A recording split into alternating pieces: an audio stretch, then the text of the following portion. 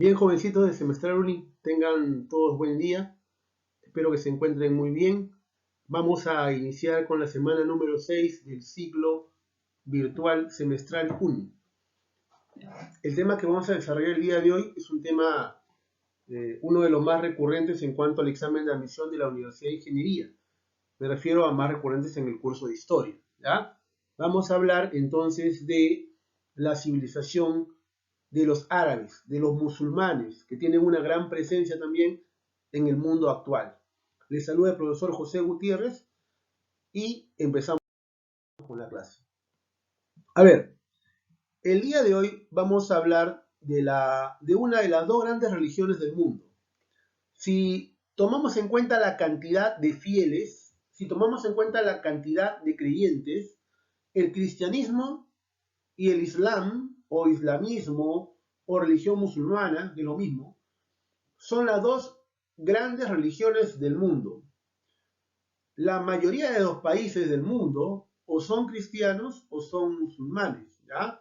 Hay algunos pocos que son por ahí hinduistas, budistas, pero principalmente son cristianos o musulmanes. Entonces, vamos a hablar de cómo surge el Islam, la religión musulmana, en el pueblo árabe, cómo los árabes poco a poco van a desarrollar entonces la expansión de su fe. Entonces, semana 6 tenemos los árabes y la civilización islámica. Primero teníamos que preguntarnos qué cosa es el Islam o qué cosa es ser musulmán. En realidad, el Islam es una religión monoteísta, porque cree en un solo Dios, ¿ya? Una religión monoteísta, que fue fundada en el siglo VI por un hombre llamado Mahomet, o más conocido en el mundo como Mahoma. Este señor logró iniciar una gran expansión imperial y con el tiempo le van a quitar territorios a los cristianos. Los musulmanes desplazaron a los cristianos de un territorio muy amplio que controlaban. Y hoy en día, como repito, los musulmanes están en muchos países del mundo. El libro sagrado de los musulmanes es el Corán, el libro que se escribió en función de las enseñanzas del gran profeta Mahoma. Además, el término Islam tiene un significado. Islam en lengua árabe significa sumisión. ¿Sumiso a quién? Hay que ser sumiso a ese Dios único, decía. Hay que ser sumisos a Alá. Ahí vemos un conjunto de musulmanes que están adorando a su Dios en una mezquita. La forma de orar de ellos es con la frente pegada al piso y siempre en orientación a la ciudad sagrada. ¿Cuál es la ciudad sagrada para los musulmanes? La Meca, el lugar donde nació el gran profeta Mahoma, ¿sí? Como en el cristianismo y en las demás religiones del mundo, desde pequeños ya se enseña a los niños ese tipo de cultura, ese tipo de fe, ese tipo de religión. Y hay que decir que en algunos países musulmanes existe lo que se llama el fundamentalismo, o sea que la fe, la religión se mezcla pues con la política, ¿no? En el Perú, en teoría, y en la mayoría de países cristianos, no existe ese fundamentalismo. Una cosa es la fe, la Biblia, las escrituras, y otra cosa es el gobierno. La mayoría de países cristianos son países laicos, por lo menos en teoría. En cambio, la mayoría de países musulmanes son fundamentalistas porque utilizan las escrituras religiosas y las mezclan con sus leyes. Sus leyes están bastante influenciadas por el Corán. No en todos los países, pero sí en la mayoría. Profesor Gutiérrez, ¿dónde aparecieron los musulmanes? Bueno, aparecieron en un territorio, hoy día se podría llamar Arabia Saudita, ¿ya? Aparecieron en el gran desierto de Arabia que está en la península arábiga. Ahí lo ven en el mapa. Hay un punto rojito que dice la Meca. Ese lugar, una zona cercana a un oasis, en medio del desierto, ahí nace ese hombre que va a cambiar buena parte de la historia universal, Mahoma. Entonces, los musulmanes tomaron, o sea, los árabes tomaron una fe nueva en el mundo, en el siglo VI, que se va a llamar la fe en Alá, la fe islámica, chicos. Y no solamente se van a quedar en Arabia, los árabes van a continuar avanzando. Su consigna era expandir su fe, expandir la creencia en el profeta Mahoma y en el único Dios Alá. Dominaron inclusive en su proceso de mayor expansión, llegaron a dominar todo el norte de África, dominaron también el Medio y Cercano Oriente, hoy en día están también en el sureste, en África subsahariana, en el centro y sur de África. Pero en estos tiempos iniciales, inclusive llegaron a Europa, llegaron a invadir la península ibérica, o sea, España. La geografía de Arabia es una geografía bastante complicada, como pueden ver en el mapa. Está lleno de dunas, es un desierto bastante hostil para la vida, sin embargo, sí es posible la vida porque existen oasis en algunas partes de este gran desierto. Y el oasis trae agua subterránea, también agua en la superficie, y de esta manera los musulmanes pueden sobrevivir, o los árabes, en este momento todavía no hay musulmanes, los pueblos árabes, las tribus árabes, podían sobrevivir. Profe, ¿a qué se dedicaban? Aparte de la agricultura y los oasis, se dedicaban, por ejemplo, al comercio. Ellos, pues, tienen un animalito que sirve para poder recorrer grandes distancias en el desierto, inclusive una semana entera, un camello o un dromedario pueden aguantar sin alimentos, sin agua. Eran el único medio de transporte que servía para semejante desierto, ¿ya? Los camellos. Bueno, y tenemos los oasis. En los oasis hay la posibilidad, como digo, de hacer agricultura por la abundancia de agua. Demos un vistazo primero, antes de hablar cómo es su cultura, cómo es su fe, demos un vistazo a los periodos históricos por los que ha pasado el mundo musulmán. Antes de que existan la religión islámica, la religión en el único Dios Alá, existía en Arabia un conjunto de tribus que no estaban unidas, divididas, ¿ya? Que creían en diversos dioses. El dios del desierto, la luna, el sol, las estrellas, todo era dioses para ellos, ¿no? Entonces eran una sociedad politeísta. Algunos también le dicen panteísta porque todos los elementos de la naturaleza eran Dios. Uno de los dioses que había, inclusive, era una piedra negra. Al parecer, era un meteorito y lo tenían ahí como una cuestión divina. Mahoma, el profeta de Alá, tuvo que luchar contra este politeísmo para poder imponer la fe en un único Dios llamado Alá. Sí, Mahoma nació aproximadamente en el año 570, o sea, siglo VI, de nuestra era, la era cristiana, ¿ya? El objetivo de Mahoma era, y de repente no estarán de acuerdo los musulmanes, pero desde el punto de vista estrictamente de las investigaciones históricas, Mahoma tenía un objetivo para promover el surgimiento de una nueva fe.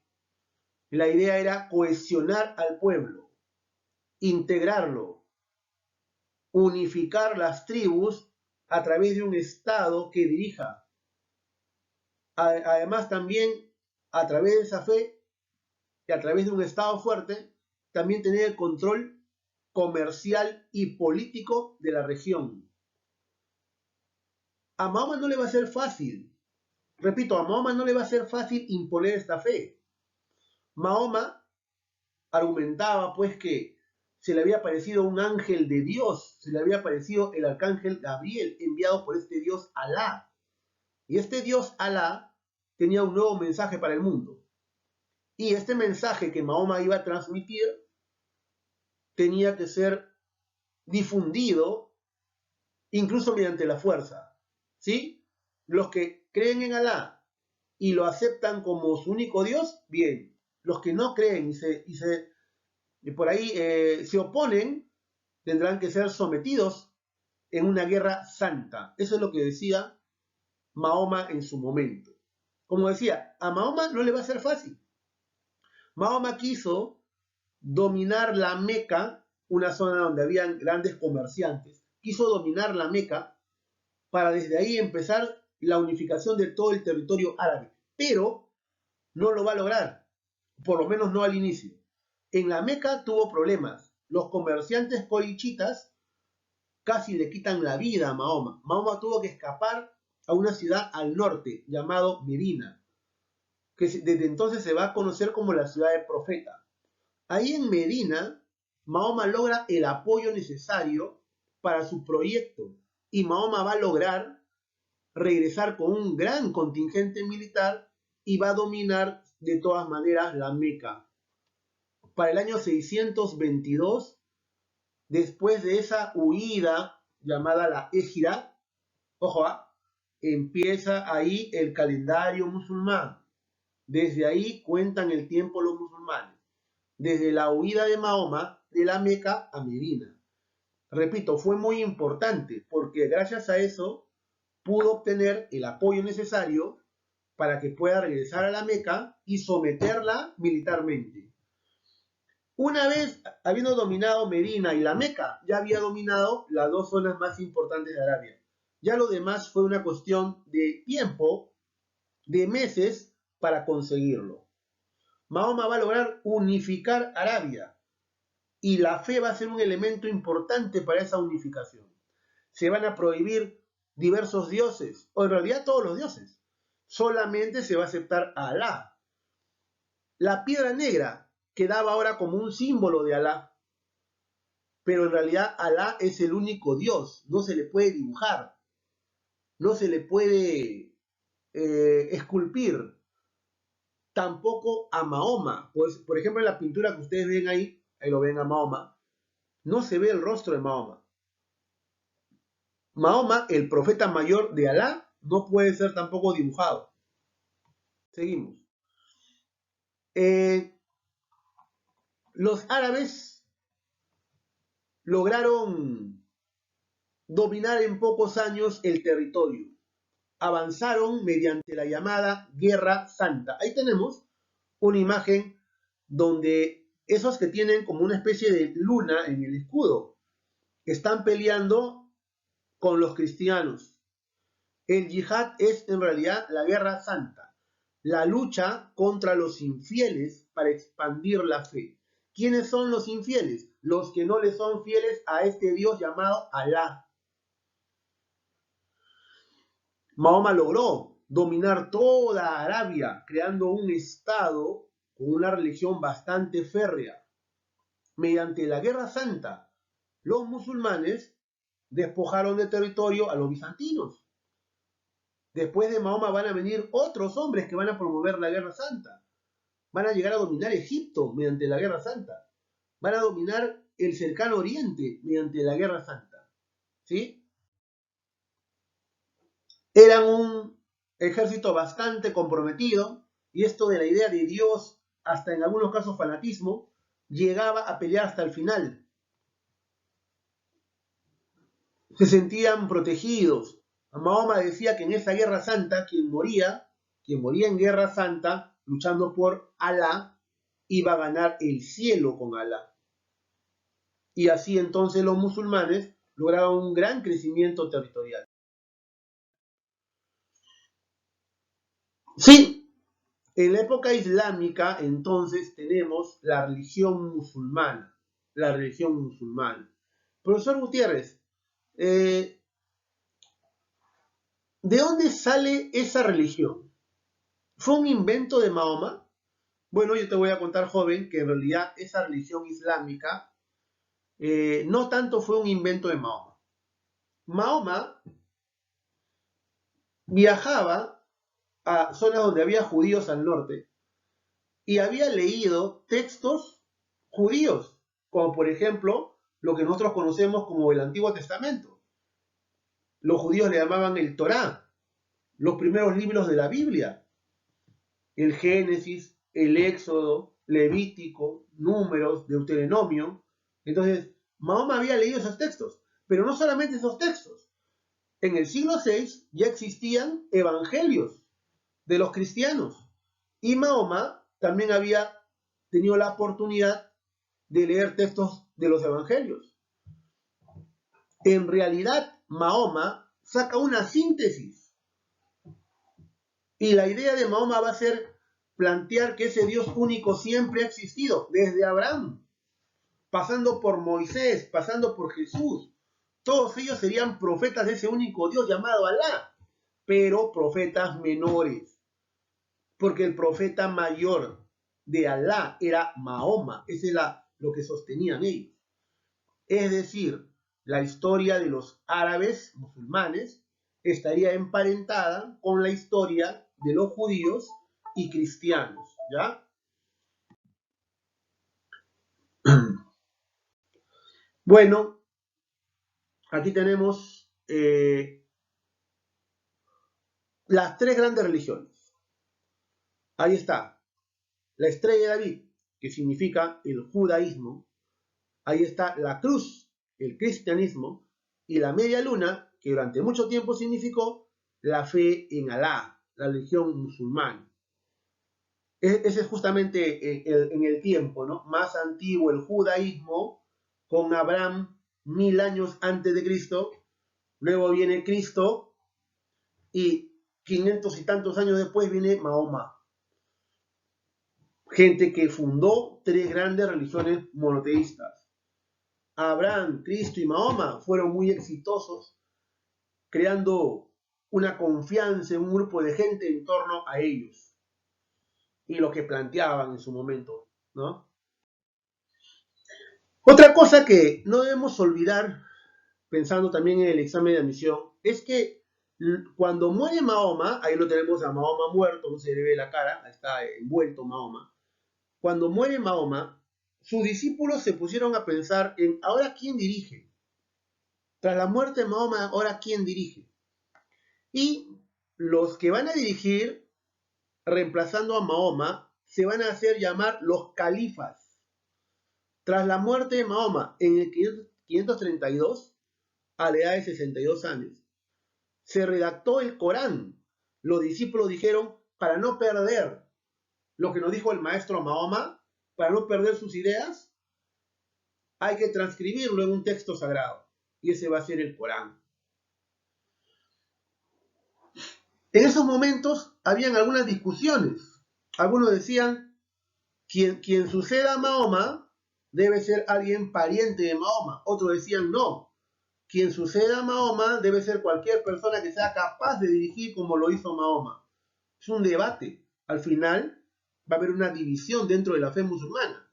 Los sunitas, que decían que cualquiera que tenga la capacidad puede dirigir, y los chiitas, que decían que solamente los parientes descendientes de Mahoma podían dirigir. Lo cierto es que se crea un califato llamado el califato ortodoxo. Como dije, redactaron ahí el Corán, el primer califato. El segundo califato fue una época donde los que dirigían al mundo árabe van a lograr someter muchos territorios. Los califas omeyas inclusive llegaron hasta Europa. Con su capital, Damasco, en Siria, los califas omeyas promovieron la guerra y conquistaron todo el norte de África. Promovieron la guerra y conquistaron territorios hasta limitar con la zona de Turquía, pero llegaron lejos en el año 712. Los califas, o sea, los que dirigían el territorio, llamados los omeyas, para el año 712 o 711, perdón, lograron derrotar a los visigodos, que eran un reino bárbaro que se había cristianizado, que vivían en España. En el año 1711 son vencidos los visigodos Y España, que es una parte de Europa, cae en manos de los musulmanes. Hay varias ciudades españolas que fueron fundadas por los musulmanes, como por ejemplo Córdoba o como por ejemplo Sevilla. Pero los musulmanes, omeyas, no querían llegar solamente a España, querían dominar toda Europa. Para eso promovieron también una guerra. Quisieron avanzar a territorio francés, pero para mala suerte de los musulmanes, fueron detenidos por Carlos Martel, el mayordomo, el asesor de los reyes del reino franco. Ellos detuvieron a los musulmanes y más adelante los carolingios van a continuar con la guerra contra los musulmanes para no dejarlos pasar al resto de Europa. Año 732, los musulmanes son frenados en Europa en la batalla de Poitiers. Ahí vemos una imagen de la batalla de Poitiers, una batalla que algunos consideraban que había 60.000 hombres peleando en ese momento. Imagínate el Estadio Nacional totalmente repleto, todos peleando, combatiendo. Los francos que se habían vuelto cristianos, mientras que los musulmanes eran adoradores de Alá, dos religiones muy grandes que estaban creciendo. Los omeyas habían logrado un territorio impresionante, fíjate, desde España hasta la zona de Irán. Ya estaban pegados a la India inclusive. Un gran territorio, un gran territorio. Pero luego van a empezar a se va a empezar a fraccionar. Viene otro califato. Un grupo de califas ahora dirige desde la capital Bagdad. Antes la capital era Siria, ahora la capital es Bagdad. Hoy en día es la capital de Irak. ¿Sí? Ya esa es una época en la cual, pues, ya después de la expansión viene una gran bonanza económica, un desarrollo cultural, un impulso de las ciencias. El mundo árabe no siempre va a mantenerse unido. Los musulmanes no siempre se mantuvieron unidos. El califato abásida o abasí empezó a ser fraccionado. Los de Egipto se separaron, creando un califato pequeño llamado Fatimi. Los de España se separaron, creando un califato pequeño llamado el Califato de Córdoba. Y después los abásidas van a ser invadidos por unos guerreros turcos. Y los guerreros turcos, al darse cuenta que les convenía convertirse en musulmanes, lo hicieron y defendieron la religión musulmana. Para que veas lo fuerte que era esta fe, que hasta los invasores turcos, selyúcidas, tuvieron que adoptar la fe en Alá para poder tener el control de ese pueblo. ¿Sí? Ahí vemos ya cómo crecía el mundo árabe, fíjate. Crecía bastante el mundo árabe. Acá también vemos el califato de Córdoba en España. La parte anaranjada son cristianos que le están haciendo la guerra a los que están de verde, que son los musulmanes. Algo que también podría venir en el examen de admisión es sobre las características de esta etapa. Las características.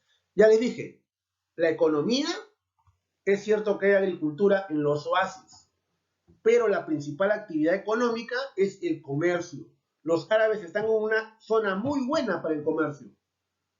Están entre el mar Mediterráneo y el Medio Oriente, están en el centro. Ellos trasladaban mercaderías a través de sus camellos en grandes caravanas. Eran como una especie de puente comercial entre Oriente y Occidente. La sociedad árabe, ¿cómo estaba compuesta? Los grupos dominantes. El califa es el que estaba en la cima, en la punta de la cúspide de la pirámide, estaba el califa. Repito, el califa es el sucesor de Mahoma. Pero también habían gentes que tenían muchos camellos, tenían el dominio del comercio, también eran poderosos. Además, también habían personas que tenían tierra de cultivo en los oasis, donde producían dátiles y otros productos comestibles. Entonces, tenemos también a los terratenientes. Y al fondo, ¿quiénes están? Los musulmanes, el pueblo, la gente humilde que cree en Alá. También habían musulmanes que no eran de Arabia, eran de otros pueblos conquistados por los musulmanes. O sea, a ver, los de Arabia son los muslín, ¿sí?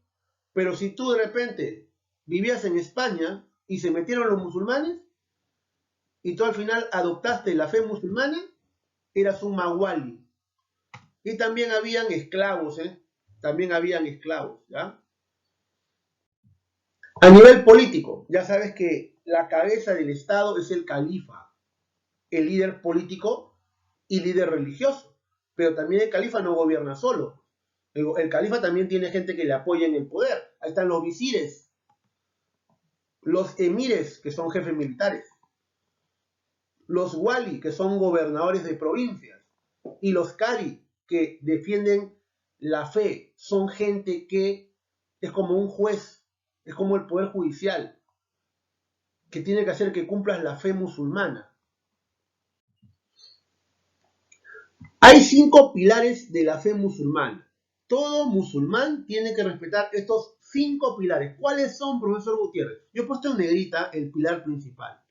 El pilar principal es: hay que tener fe en Alá como único Dios y en Mahoma como su enviado, su gran profeta. Más grande que Abraham, más grande que Jesús, más grande que cualquier profeta anterior. Mahoma. Eso se llama la Shahada, el principal pilar de fe de los musulmanes. También tenían que ayunar en el mes de Ramadán, donde se recordaba cómo Alá le transmite el mensaje a Mahoma a través de su ángel. Hay que ayunar en ese mes, recordando la revelación de Mahoma. Por otro lado, también se debe peregrinar a la Meca por lo menos una vez al día. Hay que peregrinar a la Meca por lo menos una vez en la vida. Una vez en la vida. Pero si tú vives en cualquier punto que es territorio musulmán, por más lejos que esté la Meca, la ciudad sagrada, hay que ir a peregrinar. Fíjate. Por si acaso ellos, está bien que a veces su estado será fundamentalista, pero también habían desarrollado conocimientos.